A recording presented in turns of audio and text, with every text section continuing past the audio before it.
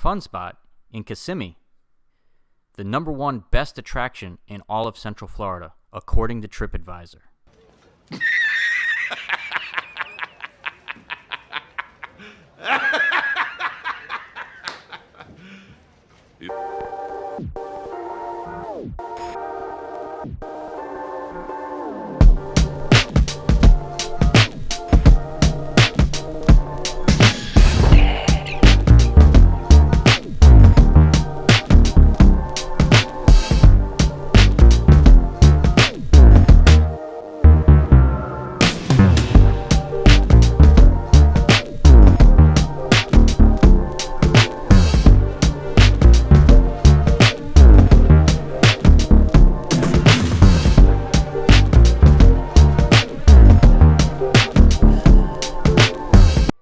So this video is a re-upload. I've kind of mellowed with time over my views of Fun Spot.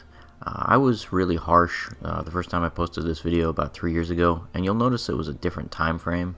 Everybody was wearing masks back then. This was right after COVID-19 hit. I still stand by my original thoughts, at least for the opening. It is kind of ridiculous for TripAdvisor to claim that this is the #1 attraction in Central Florida. I mean, people come here for Walt Disney World or Universal Studios or maybe even SeaWorld, but for TripAdvisor to act like this is better than those attractions is it's just ridiculous.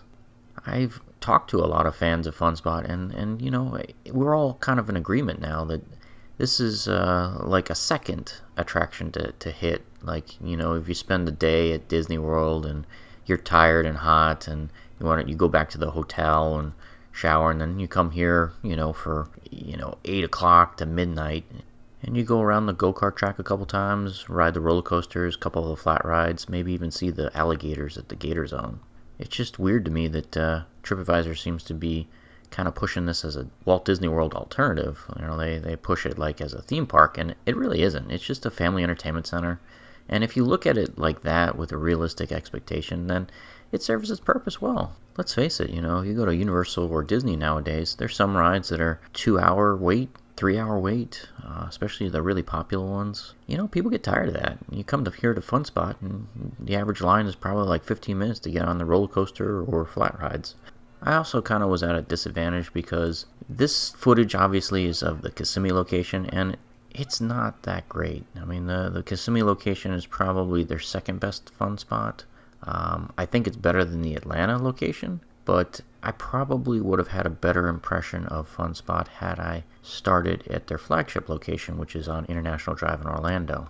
You know, that one has a lot better landscaping. They've got water fountains and boardwalk areas, and that's the one that has the Gator Spot, which is their collaboration with Gatorland. They've got like a little zoo there. That's definitely the best of the Fun Spots, the International Drive location.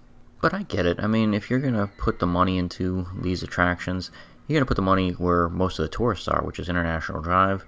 This Fun Spot is located on Highway 192 in Kissimmee, which is kind of like known for being like a dead tourist area in Central Florida. This one's located next to Old Town, which is just kind of hanging on because of the car shows. So I get it. You know, if you're prioritizing your investments, you're going to put the money into the more popular tourist corridor.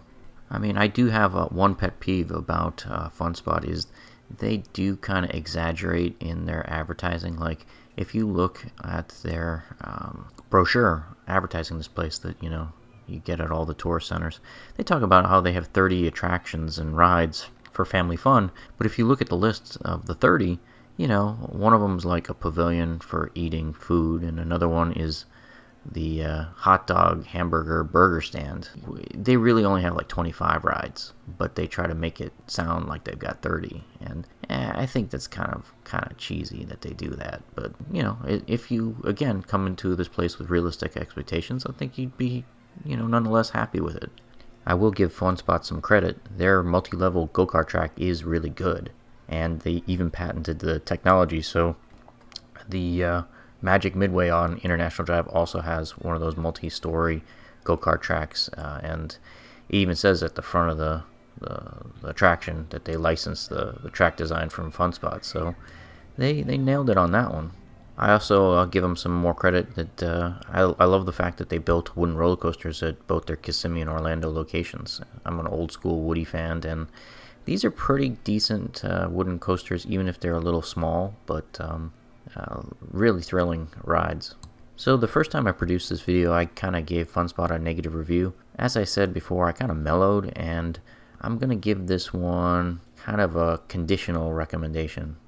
If you're coming here to just spend a couple hours, I think it's a good attraction. I'm not sure the wristband is worth the price, but if you're buying a couple rides a la carte, then it's probably the best deal. They charge about $70 for the full day wristband, and I think that's kind of high. Every time I've gone to a Six Flags park, it's usually about $50 for the entire day, and that's a full amusement park. This is just like a family entertainment center, so I think the pricing is a little off for their wristband, but that's really my only pet peeve. Thanks for watching this episode of The Adventure Schmuck. If you enjoyed today's video, don't forget to like and subscribe. See everyone next week.